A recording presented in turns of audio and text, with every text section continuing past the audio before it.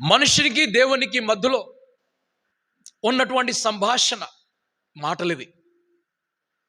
ఎవరికో కనబడటానికి, ఎవరికో వినబడటానికి, నాట్యమాడటానికి అసలే కాదు. అసలే కాదు ఇది. ఈ వరము తీసుకున్న తర్వాత మనిషి చెడిపోతున్నాడు. ఈ వరం పొందుకున్న తర్వాత చెడిపోతున్నాడు. గమనించాలి ఈ మాటని. వరములు పొందుకున్నప్పుడు, పరిశుద్ధాత్మని పొందుకున్నప్పుడు మనిషి ఇంకా జాగ్రత్తగా వెళ్ళాలి. ఇంకా జాగ్రత్తగా వెళ్ళాలి. నేను పరిగెట్టుకుంటూ వెళ్ళిపోతున్నాను. ఓకే, ఏమి చూడకుండా పరిగెట్టుకుంటూ వెళ్తున్నాను. అయితే ఎప్పుడైతే ఇది నా చేతిలోకి వచ్చిందో అప్పుడు నేను పరిగెట్టడంలో నా వేగాన్ని తగ్గించాను. నేను జాగ్రత్తగా వెళ్ళడం ప్రారంభించాను. ఒకవేళ నేను ఎక్కడన్నా గుద్దుకుంటే, నా కాలు జారిపోతే, తొట్టిల్లు పడిపోతే, ఇది పడిపోతుంది, పగిలిపోతుంది. విలువైనటువంటిది మన చేతిలో ఉన్నప్పుడు మనం జాగ్రత్తగా నడవాలి. చాలా జాగ్రత్తగా నడవాలి. వరము పొందుకున్న తరువాత, బాప్తిస్మం పొందుకున్న తరువాత, రక్షణ పొందుకున్న తరువాత జాగ్రత్తగా నడవాలి. కానీ ఓవర్ కాన్ఫిడెన్స్, నాకు రక్షణ దొరికింది, నేను బాప్టిజం తీసేసుకున్నాను, నాకు ఆత్మ వరదానం దొరికిపోయింది, మనం అజాగ్రత్తగా ముందుకు వెళ్తూ ఉంటాం. నిర్లక్ష్య వైఖరి మనలోకి వచ్చేస్తూ ఉంటుంది. దావీదు గొర్రెల కాపరిగా ఉన్నప్పుడు దేవుడు ఆయనను అంగీకరించాడు. ఆయనను గొర్రెల కాపరి స్థానం నుంచి రాజు స్థానానికి తీసుకొని వచ్చాడు. ఆయన అక్కడికి వచ్చినప్పుడు కూడా దేవుడు ఆయనను అంగీకరించాడు. ఆయన అడవులలో, ఆయన గుహలలో సౌలు యొక్క భయము చేత తను తాను తప్పించుకొని దాగుకుంటున్నప్పుడు, ఆయన పాపము చేయకుండా ఉండాలని చెప్పి, సౌలుని చంపకూడదని, సౌలుని కొట్టకూడదని, సౌలు నా చేతిలో చిక్కినా కూడా నేనేమి చేయకూడదని, నేను నరహత్య చేయకూడదు, ఆ ఉద్దేశంతో ఆయన ఎన్నడూ కూడా సౌలు మీద చేయలేదు. తను దాన్ని కాపాడుకున్నాడు. అయితే ఎప్పుడు సౌలు చనిపోయాడో, సౌలు చనిపోయి ఆయన సింహాసనం మీదకి వచ్చినప్పుడు కొన్ని రోజులు బాగానే ఉన్నాడు. ఆ తరువాత ఆయన చెడిపోయాడు. అప్పుడు దేవుడు అంగీకరించలేదు. ఆయన కుమారుడు పుట్టాడు, సొలొమోన్. ఆ సొలొమోన్ యవన కాలంలో ఉన్నాడు. నిష్ఠగా నడుస్తూ ఉన్నాడు, పవిత్రంగా నడుస్తూ ఉన్నాడు, భక్తిలో నడుస్తున్నాడు, దేవుని భయంలో నడుస్తున్నాడు, ధర్మశాస్త్రాన్ని అనుసరించి నడుస్తూ ఉంటే దేవుడు అంగీకరించాడు. నీ చేతులతోటి నేను మందిరాన్ని కట్టించుకోను, కానీ నీ కుమారుని చేతిలో నేను కట్టించుకుంటా అని చెప్పాడు. అంగీకరించాడు. ఇప్పుడు సొలొమోను ఆయన మందిరం కట్టాడు, ఆయన భార్య కొరకు భవనాన్ని కట్టాడు.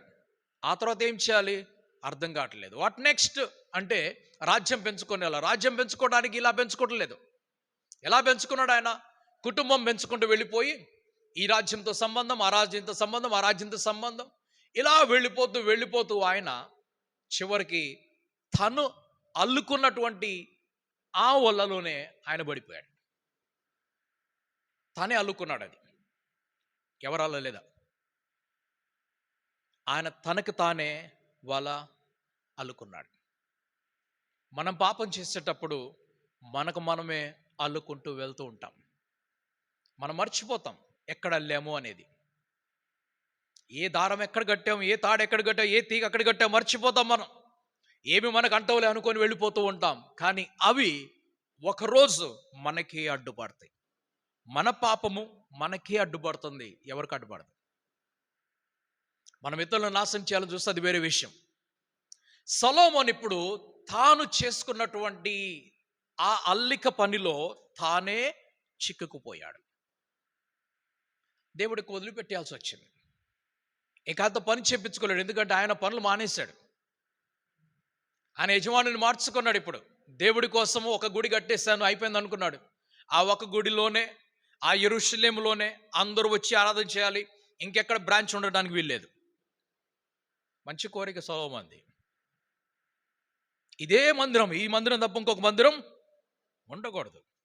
దేవుడు ఇష్టపడలేదా బెత్లెహేములో కట్టడానికి? దేవుడు ఇష్టపడలేదా నజరేతులో కట్టడానికి? దేవుడు ఇష్టపడలేదా సమరయలో కట్టడానికి? కట్టనివ్వలేదు. అందరూ కూడా ఇక్కడికే రావాలి. ఎంత దూరమైన ప్రయాణం చేసి ఇక్కడికే రావాలి. ఒక భవనం కట్టేశాడు దేవునికి. ఆ తర్వాత ఏం చేయాలి దేవుడికి? పని చేసే వాళ్ళందరూ యాజకులు ఉన్నారు. నాకేం పని ఇప్పుడు? మందిరంలో యాజకుల నుండి పని చేస్తున్నారు కాబట్టి ఇప్పుడు రాజుకేం పని? ప్రతిష్ఠ చేసేసాడు, యాజకుల్ని నిలబెట్టేశాడు. ధర్మశాస్త్ర ప్రకారంగా యాజకులు నిలబడ్డారు, ఆరాధన నడుస్తూ ఉన్నది. ఇప్పుడు సొలొమోను ఆయన ఇప్పుడు యుద్ధాలు లేవు. పొరుగు దేశాలని మన దేశాలే. అందరూ ఎటు చూసినా కూడా అల్లుడు, ఎటు చూసినా మామాని పిలుచుకుంటూ ఉంటారు. ఇదే వరుస అక్కడ. ఇటు చూస్తే అల్లుడు, ఇటు చూస్తే అల్లుడు. ఏ దేశంతో యుద్ధం చేస్తాడు ఆయన? ఏ దేశంతో యుద్ధం చేయడానికి లేదు. మరి ఏమి నిర్మాణములకు వెళ్తావు అని అంటే తన భార్య ఆలోచనిస్తుంది, నా దేవుడికి ఒక విశేషమైన గుడి కట్టు, నా దేవుడికి ఒక విశేషమైన గుడి కట్టు, నా దేవతకు ఒక విశేషమైన గుడి కట్టు, బలిపీఠం కట్టు. సరిపో, ఇస్తాలే, శాంక్షన్ అన్న. శాంక్షన్ కాదు, నువ్వే ప్రతిష్ఠ చేయాలి. శాంక్షన్ చేస్తే సరిపోదు. నీవు నీ దేవుడి గుడిని ఎలాగైతే ప్రతిష్ఠ చేసుకున్నావో, నా దేవుడు దేవత గుడిని కూడా నీవు ప్రతిష్ఠ చేయాలి. అంత మాత్రమే కాదు, ఆరాధన చేయి. ఆయన వెళ్ళి ఆరాధన చేశాడు. ఆయన ఆరాధన చేస్తున్నప్పుడు, ఈ గుళ్ళు కడుతున్నప్పుడు, బలిపీఠం కడుతున్నప్పుడు చెవులు పనిచేయటం లేదు. ఆయన చెవులు పనిచేయటం లేదు. ఆ దేవుడి వాక్యము వినడానికి, ఆయన స్వరం వినడానికి ఆ చెవులు పనిచేయటం లేదు, ఆ హృదయం పనిచేయటం లేదు, ఆ మనస్సు పనిచేయటం లేదు, ఆ మోకాళ్ళు పనిచేయటం లేదు. ఒక్కసారి మోకాళ్ళ మీదకి వెళ్ళిపోయి, దేవా నాతో తప్పు జరిగిపోయింది, క్షమించు అని అడిగినట్లయితే దేవుడు మరలా తిరిగి వచ్చేవాడు. రాలేదు. ఎందుకంటే చెవులు పని చేయటం లేదు. నేడు సంఘం యొక్క చెవులు పని చేయటం లేదు. అందుకు సంఘం వెళ్ళిపోతుంది. తాను అందుకున్నటువంటి దారి సరి అయినటువంటిదని చెప్పేసి ప్రతి ఒక్కరు అనుకొని ముందుకు వెళ్ళిపోతున్నారు. చాలా దుఃఖం, విచారంతో పలుకుతున్నటువంటి మాటలు ఇవి. ఈ ఆరాధన ఒక డాన్స్ క్లబ్ కంటే ఘోరమైపోయింది. డాన్స్ క్లబ్ కంటే ఘోరమైపోయింది. ఎందుకంటే పరిశుద్ధాత్ముడు ఒక వరమునిచ్చాడు. వరము తీసుకొని మనుషులు వెళ్ళిపోయారు, వినటం మానేశారు. ఒకవేళ పాస్టర్ వారికి చెప్పి, నువ్వు చేస్తుంది సహోదరుడా తప్పు, సహోదరి తప్పు అన్నట్లయితే వారు వెంటనే రెండో రియాక్షన్ వాళ్ళది ఏముంటుంది? గుడి మానేస్తారు. వినడం లేదు, చెవులు పని చేయటం లేదు. అందుకు ఈరోజు ఇలాగ చిన్న చిన్న గుళ్ళన్నీ వస్తాయి, పుట్టుకొని వస్తాయి. ఎందుకంటే చెవులు పని చేయటం లేదు. కొందరు ఇటు, కొందరు అటు వెళ్ళిపోతున్నారు. ఎందుకు? చెవులు పని చేయటం లేదు, ఆ హృదయం ఒప్పుకోవటం లేదు. సంఘములతోటి ఆత్మ చెప్తున్నటువంటి మాట, చెవిగలవాడు వినును గాక. నీకు చెవి ఉన్నట్లయితే నువ్వు వినని వదిలిపెట్టేశాడు ప్రభు. చెప్పటం నా పని. చెవులు నీకు ఉన్నట్లయితే నువ్వు వింటావు. నువ్వు విన్నట్లయితే నీకు ఒక హృదయం ఉంటుంది, దానిలోకి దాన్ని తీసుకొని వెళ్తావు. దాన్ని తీసుకొని వెళ్ళినప్పుడు దాన్ని నువ్వు మార్చుకుంటావు. కాబట్టి పరిశుద్ధాత్ముడు ఎందుకు వచ్చాడు అసలు ఈ లోకంలో కంటే? ఆయన మాట్లాడటానికి వచ్చాడు. ఆయన వచ్చింది మాట్లాడటానికి. గమనించాలి మాటని. పరిశుద్ధాత్ముడు భూమి మీద కేవలము ప్రధానముగా మాట్లాడటానికి వచ్చాడు. ప్రభువైన యేసుక్రీస్తు ఎందుకు వచ్చాడు? ఆయన ఈ శరీరములో, బలహీనమైనటువంటి శరీరములో, పాపము త్వరగా ఆకర్షించి ప్రవేశించగలిగినటువంటి ఈ సున్నితమైనటువంటి శరీరములో, ఆ పురుష శరీరంలో ప్రవేశించి ఆ శరీరములో పాపము రాకుండా చూసి, మొదటిగా ఆయన తనలోకి పాపము ప్రవేశించకుండా తనను తాను కాపాడుకొని, ధర్మశాస్త్రము కండిషన్ పెట్టింది, పాపము లేనటువంటి వ్యక్తి పాపమును ఓడించాలి గనుక ఒక మనిషిని ద్వారా పాపం ప్రవేశించింది, మనిషిని ద్వారానే పాపము బయటికి వెళ్ళాలి గనుక ఇప్పుడు ఆయన తనలోనికి పాపము తీసుకొని రానివ్వక తనను తాను కాపాడుకొని, ఆ పాపం యొక్క బలమైన ముళ్ళు జీతమైనటువంటి మరణాన్ని ఓడించి పాపమును మరణమును ఓడించి ఆయన తిరిగి లేచి మనందరి కొరకు పరిహారముగా తనను తాను పరలోకములో అప్పగించుకోవాలి. మనందరి కొరకు. ఇప్పుడు భూలోకము నుండి ప్రభువైన క్రీస్తు పరలోకానికి వెళ్ళి, నేను పాపమును ఓడించాను, నేను మరణాన్ని ఓడించాను, కాబట్టి ఇప్పుడు నేను ఈ అర్పణ నీ దగ్గర తీసుకొని వస్తున్నాను. ధర్మశాస్త్రము ఒకే ఒక కండిషన్ పెట్టింది. ఏమిటా కండిషను? కనీసం ఒక్క వ్యక్తి నన్ను ఓడించండి, పాపమును ఓడించండి. క్రీస్తు ఓడించాడు కాబట్టి ఆ డాక్యుమెంట్ ఇప్పుడు రద్దు అయిపోయింది. ఇప్పుడు దానికి విలువ లేదు. అలాని చాలామంది పాత నిబంధన పక్కన పెట్టేశారు. అసలు ముట్టుకోరు, అసలు తెచ్చుకోరు. వారు ఆ చిన్న న్యూ టెస్టిమెంట్ దాన్నే పట్టుకొని వెళ్తారు. న్యూ టెస్టిమెంట్ ఎందుకు సపరేట్ మనకి చేసి ఇచ్చారంటే, సువార్త చెప్పడానికి అనుకూలముగా ఉంటుంది, అనేకుల దగ్గరికి వెళ్ళి క్రీస్తు గురించి చెప్పడానికి అనుకూలంగా ఉంటుంది కనుక ఆ న్యూ టెస్టిమెంట్ తీసి ఇచ్చారు. ఒకప్పుడు ఈ టెస్టిమెంట్స్ కూడా ఇలాగ ఉండే కాదు. మత్తయి సువార్త ఒక పుస్తకముగా, మార్కు సువార్త ఒక పుస్తకముగా, లూకా సువార్త ఒక పుస్తకం, ఇవన్నీ కూడా వేరువేరుగా ఉండేవి.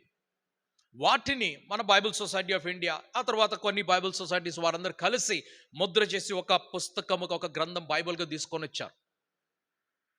దాన్ని మనం అనుకూలత కొరకు వాడుకుంటుంటే, ప్రభువు రద్దు చేశాడు కదా, అయిపోయింది కదా. రద్దు చేశాడంటే డాక్యుమెంట్ ఉండాలి. ఇక్కడ రద్దు చేసినా కూడా ఈ డాక్యుమెంట్, ఈ పునాది మీద ఇది కట్టబడాలి. ఇప్పుడు ఇది పునాది. ఈ పునాది లేకుండా, ఈ డాక్యుమెంట్ లేకుండా నేను పాపమును ఓడించానంటే, ఎక్కడి నుంచి ఓడించా, పాపం ఎక్కడి నుంచి వచ్చింది చెప్పాలంటే ఆదికాండం దగ్గరికి వెళ్ళాల్సిందే. ఇప్పుడు ఆయన పనిని ముగిస్తున్నాడు. ఆ పనిని ముగించేసి ఆయన మరలా తిరిగి ఏ స్థానం మీద వదిలిపెట్టాడో ఆ స్థానానికి వెళ్ళిపోయాడు. క్రీస్తు యేసు వచ్చి ఆయన పనిని ఆయన చేసి వెళ్ళిపోయాడు. పరలోకం గురించి చెప్పాడు. ఎలా జీవించాలి నేర్పించాడు. ఏమి చేయాలి, ఏమి చేయకూడదో నేర్పించాడు. ఆయన ఎలాగ వెంబడించాలో నేర్పించాడు.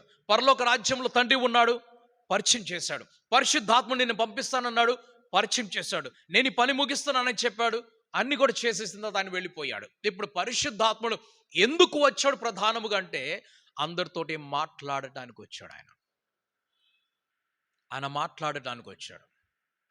ఆయన శక్తినిస్తున్నాడు, అది తర్వాత సంగతి. ఒకవేళ శక్తి తీసుకొని వెళ్తే మనలో మార్పు ఉండదు. ఇప్పుడు చెప్పినవన్నీ కూడా దీనికోసమని చెప్తున్న మాట. ఒకవేళ మన కేవలం వరము మాత్రమే తీసుకొని వెళ్తున్నట్లయితే, ఆ మీదట మనం వెళ్తూ ఆ సక్సెస్లో ఎన్ని విజయాలైతే మనం సాధించామో వాటిలో మనం దేవుణ్ణి వినడం మానేస్తాం. మూర్ఖత్వం మనలో ప్రవేశిస్తుంది, అవివేకం మనలోకి ప్రవేశిస్తుంది. మన హృదయం కఠోరంగా మార్చబడిపోతుంది. మనం ఎవ్వరికి లొంగము. ఎవరు చెప్పినా కూడా మనము ఆయన చెప్పాడులే, ఆయన పెద్ద చెప్పాడు, ప్రవక్త మనం చెప్పేసి మాట. ఎవరన్నా మన గురించి చెప్పినప్పుడు ఆయనలో, ప్రవక్తలో తప్పులు తీసి అబద్ధ ప్రవక్త, ఆయన ముందు చూసుకోమని చెప్పు అంటాం. ఒకవేళ ఆయన మన శత్రువు గురించి ప్రవచనం చెప్తే ఆయన ప్రాఫెట్, నిజమైన ప్రాఫెట్. ఆయన బాలయ్య చెప్పాడు, ఓకే నీకు ఇన్ని రోజుల నుంచి నేను చెప్తుంటే నువ్వు వినలేదు, ఎన్ని సంవత్సరాలు నన్ను నడిపించావు, ఇప్పుడు చెప్పాడా, ఎక్కడి నుంచి వచ్చాడు కదా. అప్పుడు అంటాము, ఎప్పుడు ఎవరికైతే ఇతరులకు ప్రవచనం చెప్పినప్పుడు ఆయన ప్రవక్త, మన గురించి చెప్పినప్పుడు చెప్పుకొచ్చాడులే, ఆయన గురించి చూసుకోమని ముందు. ఆయన ఊరు నాకు తెలీదా, ఆయన ప్రజలు నాకు తెలీదా. మన గురించి చెప్పినప్పుడు, ఎందుకంటే మన చెవులు పనిచేయటం మానేశాయి, మన హృదయం పనిచేయటం మానేసింది, స్పందించటం మానేసింది. ప్రభువైన యేసుక్రీస్తు శక్తి గురించి మాట్లాడింది అపోస్తలుల కార్యగ్రంథంలో, పరిశుద్ధాత్ముని శక్తి గురించి మాట్లాడింది అపోస్తలుల కార్యముల గ్రంథములో. కానీ యోహాను సువార్తలో ఆయన శక్తికి మించినటువంటి మాటలు మాట్లాడుతున్నాడు. వెళ్దాం 14వ అధ్యాయానికి వెళ్దాం. యోహాను సువార్త 14వ అధ్యాయం, జాన్ చాప్టర్ 14.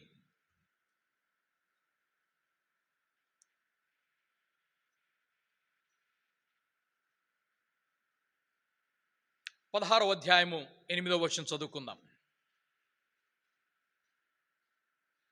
యోహాను సువార్త 16వ అధ్యాయము 8వ వచనం. John chapter 16 verse 8.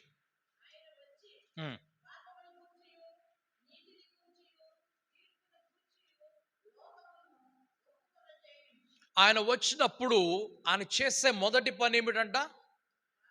పాపమును గూర్చి ఆయన వచ్చి అంటున్నాడు. ఆయన రాగానే చేస్తున్న మొదటి పని, ప్రధానమైనటువంటి పని, పాపమును గురించి, దేని గురించి మాట్లాడుతున్నాడు. ఒకవేళ పరిశుద్ధాత్ముడు పాపం గురించి మాట్లాడటం మానేస్తే, పాపము లోకములో నోహ కాలం వలె పెరిగిపోతుంది. పాపము లోకములో సొదొమ గొమొర్ర ఆ పట్టణముల స్థితి వలె పెరిగిపోతుంది. ఈరోజు ఎందుకు పాపం ఈరోజు తక్కువగా ఉన్నది? తక్కువగా ఉన్నది అంటే నేను చెప్పేది ఆ భయంకరమైన తీర్పు రాలేదు, అందుకు తక్కువగా ఉన్నది అంటున్నాను ఆయన.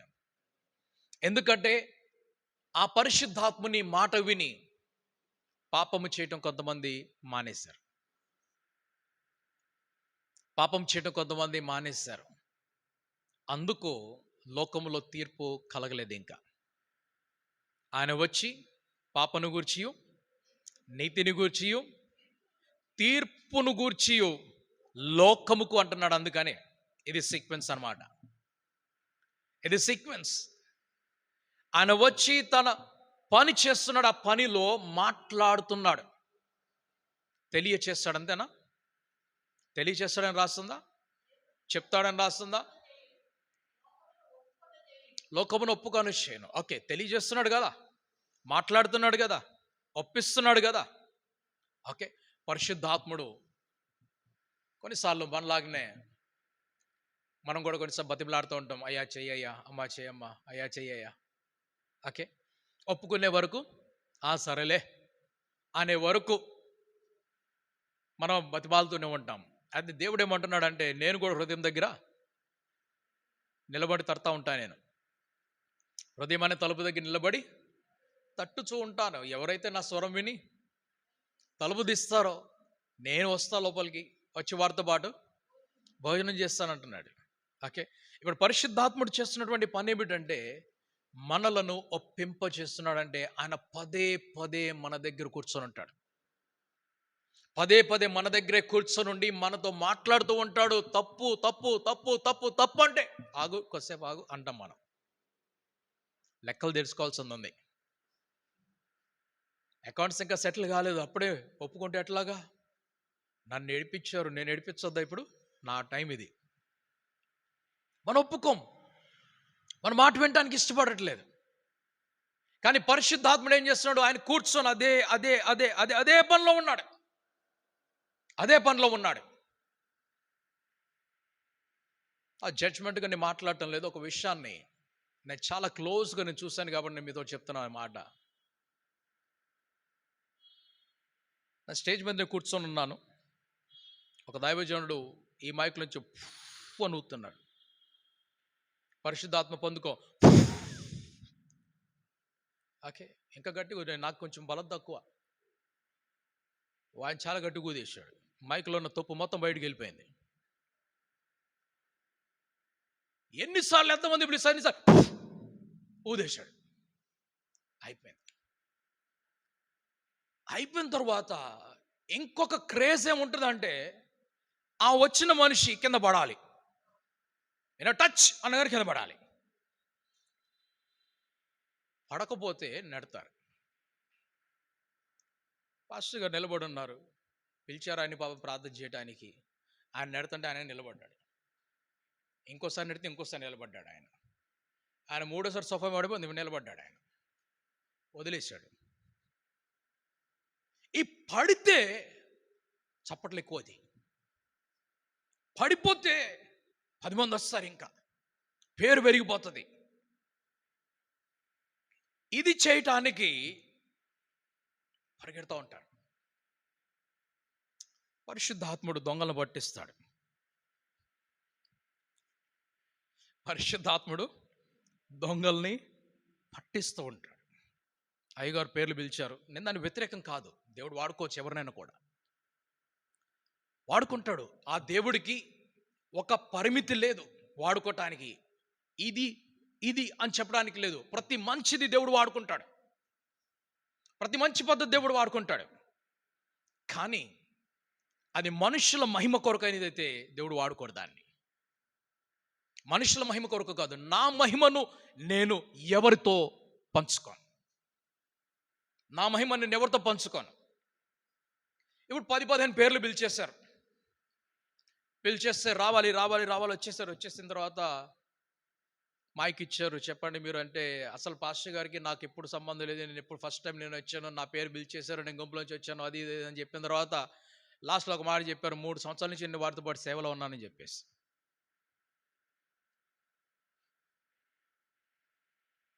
ముందేమో అసలు ఆయనకి నేనెవరో తెలియదు. తర్వాత ఏం చెప్తున్నారు ఇప్పుడు? లాస్ట్ 3 years నుంచి 3 సంవత్సరాల నుంచి మేము సర్వీస్లో కూర్చుంటూ ఉంటాం వాళ్ళతో పాటు. దానికి స్తోత్రం కలుగును గాక. పరిశుద్ధాత్ముని దేవుడు మనకు మాట్లాడటానికి ఇస్తే మనం ఈ చెవులు పనిచేయటం మానేసినప్పుడు ఇటువంటి హర్కతులు చేసుకుంటూ వెళ్తూ ఉంటాం. ఎటువంటి హర్కతులు చేస్తూ ఉంటాం. వచ్చిన వాళ్ళందరినీ ధడా ధడా ధడా ధడా కింద పడేయటమే. ఇంకొక గుంపు ఉన్నది. ఆ గుంపు ఎట్లాంటిదంటే, ఒకవేళ పడకపోతే నాలో ఏదో పాపం ఉన్నదేమో అని ఫీలింగ్ వస్తుంది వాళ్ళకి. అందుకు ఆ వ్యక్తి రాకముందుగా నీళ్ళు ఊగుతారు. ముందు ఊగటం చూసి ఎవరైతే ఊగుతున్నా వాళ్ళ దగ్గరికి వెళ్ళి అయిపోయా. ఇదొక ఫీలింగ్ మనుషులది. అంటే నేను కింద పడకపోతే అందరూ అనుకుంటారు నాలో ఏదో పాపం ఉంది కాబట్టి నేను పడలేదు అని చెప్పేసి ఒక ఫీలింగ్తో ఉంటే, ఇంకొక ఫీలింగ్ ఏంటి, నువ్వు పడితే నేను గ్రేట్. పరిశుద్ధాత్ముడు కాదు, నేను గ్రేట్. ఇది ప్రపంచంలో జరుగుతున్నది. కానీ పరిశుద్ధాత్ముడు ఆయన ఏమంటున్నాడంటే, ఒకవేళ ఎవరికన్నా విడుదల కావాలి, విడుదల ఇస్తున్నాడు. అపోస్తుల నీడ పడ్డప్పుడు రోగములు పోయాయి. అపోస్తుల దగ్గరికి వెళ్ళినప్పుడు శవాలు లేచి నిలబడ్డాయి. పరిశుద్ధాత్ముడు ఇస్తున్నటువంటి శక్తి. అలాగని చెప్పేసి అపోస్తలులు ఎవరు కూడా తిరిగి డబ్బు సంపాదించలేదు. తిరిగి మరలా ఏదైతే వదిలిపెట్టొచ్చారో ఆ వదిలిపెట్టిన దాన్ని మరలా తిరిగి తీసుకొని తమను తాము గొప్ప చేసుకోవటానికి అపోస్తలులు ఎవరు కూడా ప్రయత్నం చేయలేదు. వారు చివరి వరకు అలాగే జీవించి అలాగే మరణించారు. కానీ వారి మరణానికి ముందు అనేక రోగాల్ని, అనేక దయ్యాల్ని వెళ్ళగొట్టి, అనేక మందిని పునరుత్థానములకు నడిపించి, వేల కొలది మందిని రక్షణలోకి నడిపించారు. వారు మాట్లాడుతున్నప్పుడు వారికి ధైర్యము కలిగింది. వారు మాట్లాడుతున్నప్పుడు వారు ఏమి చేయకుండానే అక్కడి నుంచి రోగాలు అలా వెళ్ళిపోతున్నాయి. వారు మాట్లాడుతూ ఉంటే రాజులు, అధికారులు భయపడిపోయారు. కొట్టి చూశారు, జైల్లో వేసి చూశారు. ఏమి పని చేయటం లేదు. ఎందుకంటే మీరు అప్పుడు ఏమి చెప్పాలి, ఇప్పుడు ఆలోచించొద్దని చెప్పాడు ప్రభు. అప్పుడేమి చెప్పాలి, ఎప్పుడు మిమ్మల్ని కొట్టేటప్పుడు ఏం చెప్పాలి, మిమ్మల్ని సంఖ్యలు వేసినప్పుడు ఏం చెప్పాలి, మిమ్మల్ని జైల్లో పడేసినప్పుడు మీరేం చెప్పాలి, రాజు ముందుకు వెళ్ళినప్పుడు ఏం చెప్పాలి, మీరు ఇప్పుడు ఆలోచించొద్దు, టైం వేస్ట్ చేసుకోవద్దు. అప్పుడు పరిశుద్ధాత్ముడు చెప్తాడు మీరేం మాట్లాడాలో. మీతో చెప్తాడు పరిశుద్ధాత్ముడు, మీకు ఇస్తాడు మాట. ఆ మాట మీరు చెప్పండి. ఎలాగైతే నా తండ్రి నాకు మాట ఇచ్చి నాతో మాట్లాడిచ్చాడో, పరిశుద్ధాత్ముడు మీకు మాట ఇచ్చి మీతో మాట్లాడిస్తాడు. మీరు ఆలోచించద్దు. ఈ మాట తీసుకొని సిద్ధపాటు లేకుండా మేమందరం వెళ్ళిపోతూ ఉంటాం. బైబిల్ తెలుసు కదా, ఎక్కడో ఒకసారి ఏదో ఒక వాక్యం పట్టుకొని ఏం పోయింది, 30 నిమిషాలు అలాగే తిప్పేయచ్చు. దానిలో ఒక పాట తీసుకోవచ్చు, 2 స్టోరీలు తీసుకోవచ్చు, ఆ తర్వాత 2 జోకులు తీసుకున్నామంటే 50 నిమిషాలు అలాగే దాటిపోతాయి. చర్చ ఆరాధన అయిపోతుంది. ఏం చెప్పాడు, ఏం నవ్విచ్చాడు. స్తోత్రం. ఒకానొక సమయంలో ఒక పాస్టర్ గారు, నేను ఇంతకు ముందు ఉన్నటువంటి వెయిట్ కంటే ఎక్కువ ఉండేటోడు ఆయన. ఓకే, మా పొట్టలన్నీ ముందుకు వెళ్ళిపోతూ ఉంటే మేము తర్వాత వెనకాల వస్తూ ఉంటాం, ముందు పొట్ట నడుస్తూ ఉంటుంది. ఓకే, సో మేము నవ్వినా కూడా పొట్టే ముందుకు కదిలిస్తుంది, స్పందన చూపిస్తుంది. మేము ఏం చేసినా కూడా అది మంచి స్పందన చూపిస్తూ ఉంటుంది అనమాట. ఓకే, సో అటువంటిది ఆయన వాక్యం చెప్పడం నిలబడ్డాడంటే ఇక జోకే జోక్, జోకే జోక్. ఎంత జోకులు అయిపోయినాయంటే ఇక అందరూ వచ్చేసి పాస్టర్ గారు దగ్గరికి వెళ్ళి అసలు ఏం చెప్తా ఉంటాడు, ఏం జోకేస్తా ఉంటాడంటే, పాస్టర్ గారు అని చెప్పారు, అయ్యా కొంచెం జోకులు తగ్గించి వాక్యం చెప్పండి, మా వాళ్ళు జోకులు ఎక్కువ వింటున్నారు. వాక్యమునకు నీవు సిద్ధపడాలి, నీ వ్యక్తిగత జీవితమునకు నీవు సిద్ధపడాలి. మొట్టమొదటిగా నీలోకి వస్తున్నటువంటి పాపమును ఓడించటానికి నీవు సిద్ధపడాలి, శక్తిని సంపాదించుకోవాలి. అందుకు నీలోకి పరిశుద్ధాత్ముడు రావాలి. మీదకు రావటం ఒకటి, లోపలికి రావటం ఒకటై ఉన్నది. క్రీస్తు యేసు పరిశుద్ధాత్మతోటి నింపబడిన వాడై మనం నింపబడాలి. ఒక గిఫ్ట్ తీసుకొని వెళ్ళకూడదు. ఇప్పుడు జెండాలు పట్టుకొని వెళ్తున్నారు అందరూ, అది జెండానే. నువ్వు నింపబడినట్లయితే నువ్వు అక్కడ ఆ పోస్ట్ ప్రధానమంత్రి దాకా వెళ్ళాలి, అంత పరాక్రమంతో వెళ్ళాలి. ఒక గిఫ్ట్ తీసుకొని మనం కూడా వెళ్ళిపోతూ ఉన్నాం. అన్ని భాషలు వచ్చేసినాయో, ఇక్కడ మాట్లాడి, అక్కడ మాట్లాడి కొంతమంది చిన్న చూపు చూపించడానికి మాట్లాడుతుంటారు అన్ని భాషల్లో. తప్పిది, ఇది తప్పు. నీకు అన్ని భాషలు వరదానం ఉంది. నీవు ఇంట్లో ప్రార్థన చేస్తున్నావు, నలుగురు ప్రార్థన చేస్తున్నావు, ఆలయంలో ప్రార్థన చేస్తున్నావు, చెయ్యి. ఎవరిని నాపరం నువ్వు చెయ్యి. ఆలయంలో కూడా చెయ్యి, ఇంకొక సమూహంలోకి వెళ్తే అక్కడ కూడా చెయ్యి. కానీ నువ్వు చేస్తున్నప్పుడు నీ పలికేటువంటి మాట ఆ పరిశుద్ధాత్ముడు, ఆ త్రియేక దేవుడు దాన్ని స్వీకరించి నీ మీద పరాక్రమం తీసుకొని వచ్చి, ఒకవేళ నువ్వు రోగము కొరకు, విడుదల కొరకు అడుగుతున్నట్లయితే అక్కడ స్వస్థతను కలుగజేసి, ఇంకేదైనా విడుదల కోసం అక్కడ విడుదల కలుగు చేయనట్లుగా నీవేమి చేయాలంటే, నీవు ఆ పరాక్రమైనటువంటి శక్తిని పొందుకోవటానికి ఆ అన్య భాషలో దేవునితో మాట్లాడు. అపవాదిని బలహీనపరచడానికి నువ్వు అన్ని భాషల్లో మాట్లాడు. ఇరుగు పొరుగు వారిని బలహీనపరచవద్దు. ఇలా జరుగుతూ ఉంటే ఒకరోజు పౌలు దగ్గరికి కంప్లైంట్ వెళ్తే పౌలు అన్నాడు, అయ్యా ఒక పని చేయండి, ఎవరన్నా అన్ని భాషలో మాట్లాడుకోండి, ఇంట్లో మాట్లాడుకోండి కదా, చర్చిలో వదిలేసేయండి అన్నాడు. ఎందుకు? ప్రాబ్లం వెళ్ళింది అక్కడికి. అపోస్తలుడైన పౌలు రాసిన ప్రతి పత్రిక ఒక ప్రశ్నకు సమాధానము, ఒక సమస్యకు పరిష్కారమై ఉన్నది. పత్రికలు చదవండి, ఇంటికి వెళ్ళి చదువుకోండి, బాగా చదువుకోవాలి. పత్రిక భాగాలు, బైబిల్ బాగా చదవాలి. ఇక్కడికి వచ్చేపోయి చెప్తాను, నేను ఒకటే ఒక రిఫరెన్స్ తీసుకున్నా ఈరోజు. బైబిల్ మొత్తం తిప్పాను, నో డౌట్. ఇంట్లో మీరు చదువుకోవాలి. ఆయన తన ముందుకు వచ్చినటువంటి ఒక ప్రశ్న, తన ముందుకు వచ్చినటువంటి ఒక సమస్య ఏమిటి? ఆ సమస్య అంటే, ఒక ఆయన అంటున్నాడు, అయ్యా నాకు దేవుడు ప్రవచనం ఇచ్చాడు, నేను సంఘంతోటి మాట్లాడాలంటే, మరి మాట్లాడు. అలా ఆయన ఉన్నాడు కదా అన్ని భాషల్లో, టైం అంతా తినేస్తున్నాడు, ఇవ్వట్లేదు నాకు. టైం తినేస్తున్నారు చాలామంది సంఘంలో, టైంలు తినేస్తారు, మెంగేస్తూ ఉంటారు టైమ్స్. ఓకే, అప్పుడేమంటున్నాడు, ఓకే ఎవరికన్నా ఏదైనా సాక్ష్యం చెప్పాలనుకుంటే చిన్న సాక్ష్యం చెప్పండి, ఎవరైనా ప్రవచనం చెప్పాలనుకుంటే చెప్పండి, అందరి కొరకు చెప్పండి, అంతేగాని ప్రవచనం ఒక్కటే పెద్దదని చెప్పడం లేదు ఆయన. వరమలో ఉన్నది ప్రవచనం. అది ప్రవచనం అంటే ఆ దేవుడి దగ్గర నుంచి ఒక సందేశం నీకు వచ్చింది కాబట్టి ఆ సందేశాన్ని నువ్వు సంఘానికి చెప్పాలి. ఇంకొక ఆయన అంటున్నాడు, అయ్యా నాకు అన్ని భాషలు ఆగటం లేదంటే బ్రేక్ వేయాలి. నువ్వు బండి నడుపుతున్నావు, బండి ఆగట్లేదంటే అట్లా ప్రమాదం. బండి నీ చేతిలో ఉన్నది, బ్రేక్ కూడా నీ చేతిలోనే ఉండాలి. అన్ని భాషలు నువ్వు మాట్లాడుతున్నావు, నీవు అన్ని భాషలు మాట్లాడేటప్పుడు బ్రేక్ వేయటం కూడా పరిశుద్ధాత్మ నీకు నేర్పిస్తాడు. స్టార్టింగ్లో రాకపోవచ్చు, ప్రాక్టీస్లో నేర్చుకోవాలి. అప్పుడు అన్ని భాషలతోటి, ఏదైనా వరంతో ఎలా మాట్లాడాలి, ఎలా చేయాలి, ఏం పని చేయాలి, ఎంతవరకు చేయాలి, ఏమి చేయకూడదు పరిశుద్ధాత్మ నేర్పిస్తున్నాడు. ఒక్కొక్క మాట నేర్పిస్తాడు. కానీ మనం ఏం చేస్తున్నాం? ఆ గిఫ్ట్ తీసుకొని ఇంకా చాలు, నాకు నా జన్మ ధన్యం అయిపోయింది, ఎందుకు నేను అన్ని భాషల్లో మాట్లాడుతున్నాను, అయిపోయింది, అది తీసుకొని వెళ్ళిపోతాం. చెవులు రెండు మూతబడిపోతాయి, ఎవరికి వినం. మనం ఎవరైనా మనతో చెప్పినట్లయితే, నువ్వు మాట్లాడు, నీకు వచ్చా అన్ని భాషలు వచ్చా, నీకు రావు, నువ్వు చెప్పాక కూర్చో, నీకు అన్ని భాషలే రావు, నీకు వరదానమే లేదు, నువ్వు నాతో మాట్లాడతావా? ఇది మనుషునికి ఉన్నటువంటి తత్వం అయి ఉన్నది. కాబట్టి దేవుడు ఈ లోకంలో మనిషితోటి మాట్లాడాలని వచ్చాడు. మనిషితో మాట్లాడాలని, ఆ మాటలతోటి రూపమును మార్చాలని, ఆ మార్చిన రూపము అంచెలంచెలుగా మహిమ నుండి అధిక మహిమలోకి తీసుకొని వెళ్ళాలని, ఆ మహిమ పరలోక రాజ్యం దాకా ఆయన స్వరూపంలో, ఆయన పోలికలో మనం ఏదైతే పోగొట్టుకున్నామో అక్కడి వరకు వెళ్ళాలని చెప్పేసి దేవుడు ఆశపడుతున్నాడు. కానీ పరిశుద్ధాత్ముడు మాట్లాడుతున్నాడు. ముందుగా మనం ఆయన్ని మాట్లాడే వ్యక్తిగా చూద్దాం, మాట్లాడే దేవుడిగా మనం చూద్దాం ఆయన్ని.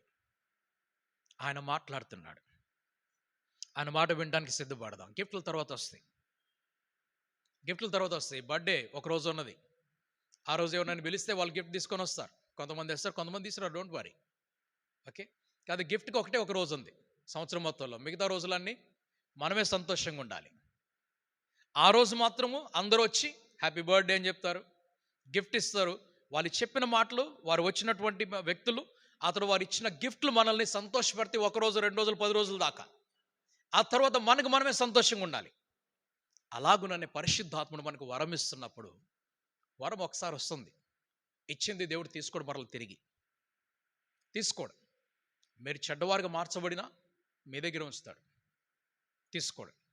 మీరు బాగా చెడ్డవాళ్ళు మార్చబడ్డారు, మనం ఇంకా ఘోరంగా మార్చబడ్డాం. అప్పుడు పరిశుద్ధాత్మని వరమును మనం వాడటం మానేస్తున్నాం. మానేసిన తర్వాత ఒకసారి అనిపిస్తుంది, అరే పరిశుద్ధాత్మని వరము నేను మానేస్తున్నానా, ఏమైపోయింది, పాపం నాలోకి వచ్చింది. ఎంత వచ్చింది? వరము పని చేయనంతగా వచ్చేసింది. వరము పని చేయనంతగా పాపము లోపలికి వచ్చింది కనుక ఇప్పుడు నేనేం చేయాలి? వరము పని చేసే విధముగా పాపమును తీసేయాలి. ఎప్పటి వరకు తీస్తామంటే ఆ వరము పని చేసే అంత వరకు పాపాన్ని తొలగిస్తాం. అప్పటిప్పుడు కత్తులు మొద్దువారిపోతాయి. ఓకే, కొయ్యటానికి రెడీగా ఉంది, అది టైం లేదు, ఇది కొయ్యాలి, ఇంపార్టెంట్. ఎంతవరకు సానబెడతాం మనం? అది పని అయ్యే వరకు సానబెడతాం. ఆ తర్వాత మళ్ళీ చూసుకుందాంలే అనుకుంటాం. ఈరోజు నేను ఇది కట్ చేయాలి కాబట్టి కత్తిని సానబెడుతున్నాం. అలాగూ మనుషులు, సంఘం ఏం చేస్తుందంటే పరిశుద్ధాత్ముని వరమును మరలా తిరిగి ఉపయోగించే విధముగా పాపమును తీసేయటం లేదు. సౌలు తనలోకి వచ్చినటువంటి దుష్టాత్మను, తనలోకి వచ్చినటువంటి పాపమును తీసివేయక, సమయలా నువ్వు నాకు తోడుండు, నువ్వు వెళ్ళి దేవుడితో మాట్లాడు, నాకు సహాయం చేయని కోరుకుంటున్నాడు. కానీ దేవుడు అన్నాడు, నేను ఇప్పుడు చేయను. సౌలు కోరుకున్నది ఎక్కడి వరకు అంటే సమయలు ఆయనకు తోడుగున్నంత వరకు, దేవుడు ఆయనతో మాట్లాడే వరకు, దేవుడు ఆయన నడిపించే వరకే కోరుకున్నాడు. కానీ సౌలు తన జీవితంలో ఉన్నటువంటి పాపమును దూరము చేయలేదు. దావీదును చంపే మిషన్ మానేసినట్లయితే దావీదు సింహాసనం మీద ఎక్కేవాడు కాదు. దావీదుని చంపాలనుకున్న మిషన్ అయింది, అందుకు ఆయన సింహాసనాన్ని దేవుడు తీసివేశాడు. నీవు సింహాసనం మీద కూర్చొని ప్రజలను పరిపాలించాలి. ఒకవేళ నీ దేశం మీద ఏమైనా శత్రులు వస్తే వారి మీద నువ్వు యుద్ధానికి వెళ్ళి వారిని ఓడించాలి, నీ దేశాన్ని నువ్వు కాపాడుకోవాలి. అంతేకాని నిన్ను కాపాడిన, నీ దేశాన్ని కాపాడినటువంటి వ్యక్తిని నువ్వు చంపడానికి వెళ్తున్నావు, చాలా తప్పు. మేలుకు బదులుగా కీడు చేశాడు సౌలు. మనలో ఉన్నటువంటి పాపము మన దేవుడు మాట్లాడకపోతే, ఒకవేళ ఆ పాపం మనతోటి మాట్లాడనీయకుండా అడ్డుపడినట్లయితే, దేవుడు మాట్లాడాలి, దేవుడు నాకు తోడుండాలి, దేవుడు నాకు సహాయం చేయాలి, ఎప్పుడు ముఖాముఖికి నేను మాట్లాడుకోవాలి, అంతగా నన్ను శుద్ధి చేయి, ఇంకేమన్నా పాపం ఉంటే ప్రభు నాకు చూపించి దూరం చేయని చెప్పేసి ఆయన సన్నిధిలోకి వెళ్ళాలి. పరిశుద్ధాత్ముడు మాట్లాడుతున్నాడు. జీవితంలో కేవలం పనులు చేయటం మాత్రమే కాదు, జీవితము ప్రధానంగా దేవుడికి ఇష్టముగా ఉండాలి, ఆయనకు అంగీకారముగా ఉండాలి. మనం ఆయనకి ఇష్టమైనటువంటి బలియాగముగా మార్చబడాలి. అలా చేయబడాలంటే ఒక అవయవము బాగా పని చేయాలి, అదేమిటంటే చెవులు పనిచేయాలి. ఈ రాత్రి దేవుడు వినగలిగినటువంటి చెవులను, గ్రహించగలిగినటువంటి మనస్సును మనందరికీ దయచేయునుగాక. Amen, amen. Hallelujah, praise the lord, hallelujah, దేవుని స్తోత్రం, hallelujah, praise the lord, hallelujah, దేవునికి స్తోత్రం, ప్రైజ్ ది లార్డ్. ఒక మంచి మనసు దేవుడు మనకు అనుగ్రహించినట్లుగా మనం సిద్ధపడదాం. ఒక మంచి తలంపు దేవుడు మనకు కలుగు చేయనట్లు మనం సిద్ధపడదాం. ఆమెన్. పరిశుద్ధాత్ముడు మాట్లాడాలి, మన దగ్గర ఉండాలి. ఒక్క చిన్న ప్రార్థన ఆయనతో పాటు ఎప్పుడు చేద్దాం. పరిశుద్ధాత్ముడా, నీవు నా ప్రక్కనే ఉండాలి, నా చెవుల్లో ఏది రాకూడదు, కేవలం నీవే మాట్లాడాలి. నువ్వు మాట్లాడినప్పుడు నా చెవులు పనిచేయాలి, నా మనసు అంగీకరించాలి. ఇటు సమర్పణ, ఇటువంటి జీవితం దేవుడు అందరికీ దయచేయునుగాక. ఆమెన్.